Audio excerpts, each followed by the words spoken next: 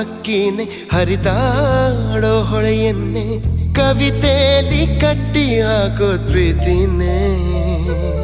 ತೇಲೋ ಮೋಡಾನೆ ಕರಗಿ ಬೀಳೋ ಮಳೆಯನ್ನೇ ಮುತ್ತಿಸುತ್ತ ಭೂಮಿ ಮಾಡೋದು ಪ್ರೀತಿನೇ